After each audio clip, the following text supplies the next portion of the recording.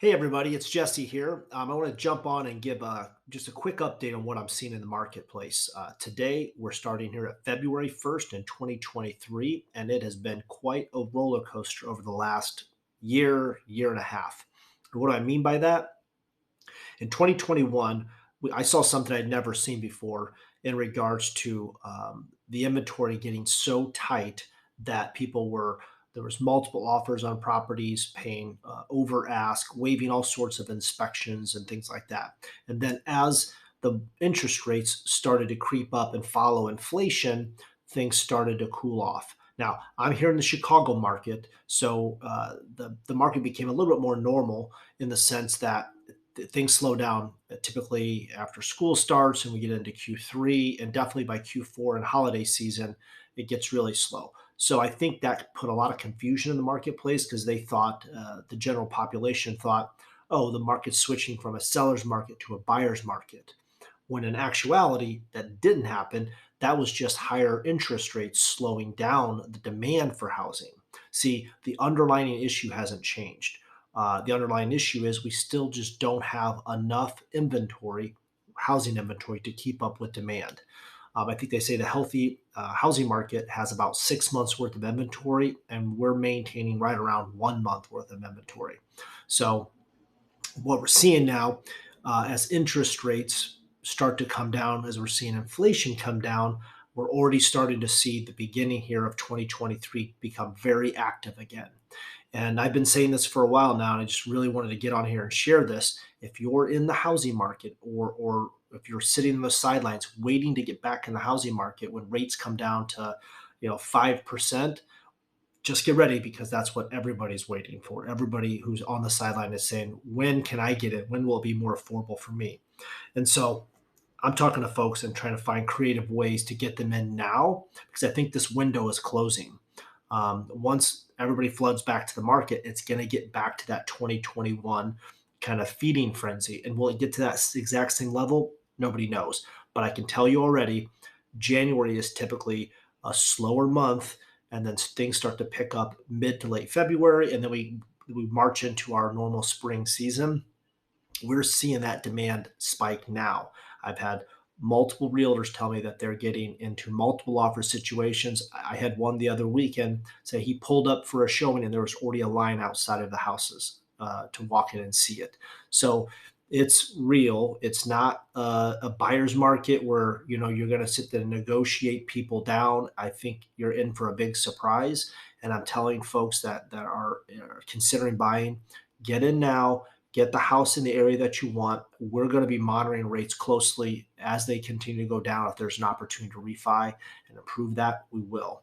Now, a couple other things I wanted to get into is what I'm calling the no inventory survivor guide. So, what do I mean by that?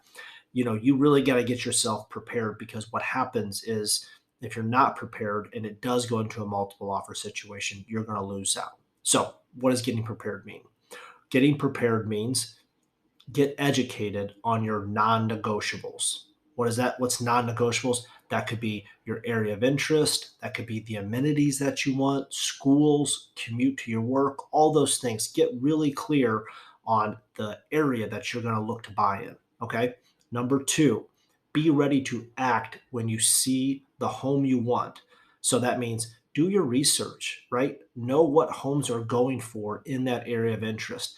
Get really clear on what you can afford, right? Don't go looking at homes and walking through homes that you can't afford, and then you just get your hopes up, and now you're compromising.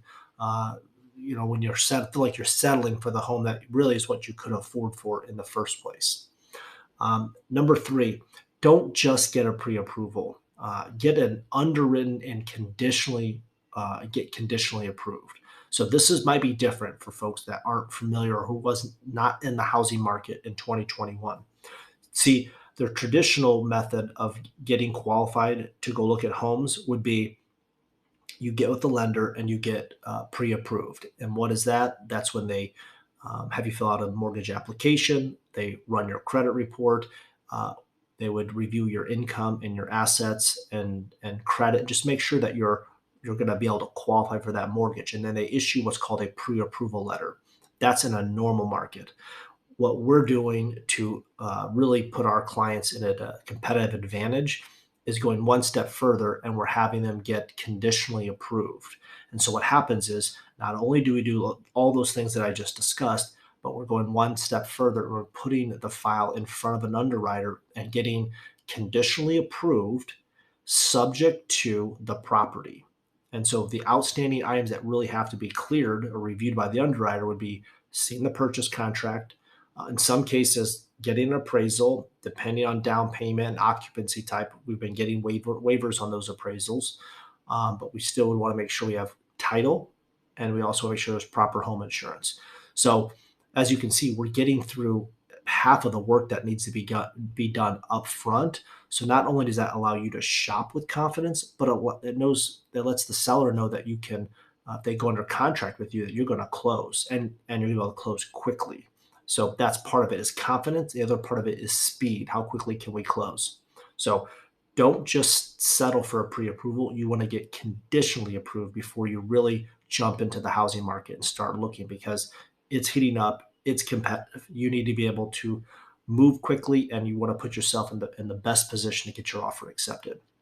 And I kind of want to share a story that happened to me in 2021.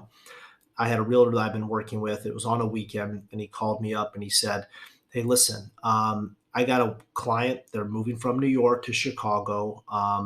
They're they're well qualified, excellent credit score. The property they're selling in New York, they're gonna have a substantial down payment to the tune of like 50, 60%. But the realtor that's accepting or reviewing offers isn't comfortable with the bank. They've never heard of them, and they'd be more comfortable if they had a pre-approval letter from the company I work for, from Guarantee Rate, because we're a big presence in the Chicago market. That realtor, who was the listing agent, had many successful transactions with Guaranteed Rate, and so they felt comfortable. If the client had a pre-approval from our company, they would feel comfortable accepting the offer.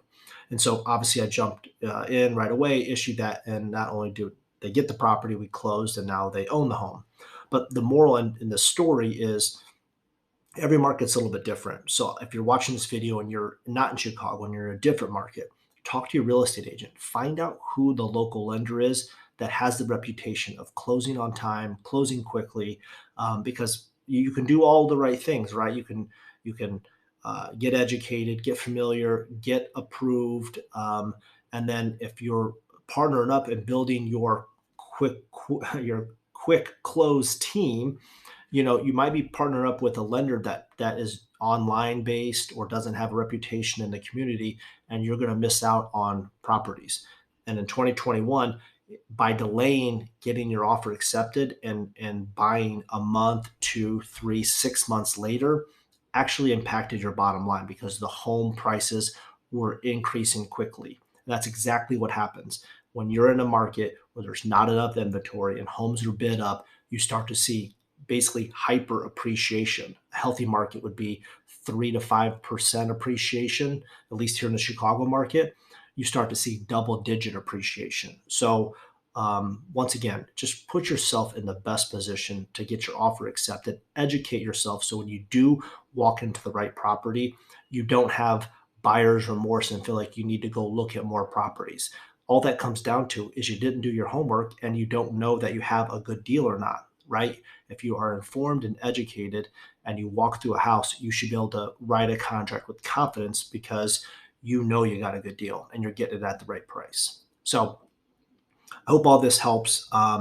There's some other tips and tricks that I want to share about how do you buy homes in a tight inventory market. But just know, I'm predicting 2023 rates are going to continue to go down. I believe we're going to get to 5%. I wouldn't be shocked if we got below 5%. So it's definitely going to get busy. It's going to get heated up. It already is. So be prepared, get educated, and build that quick close team to help you be successful out there when you're looking to buy your home. Okay, take care. Have a good day.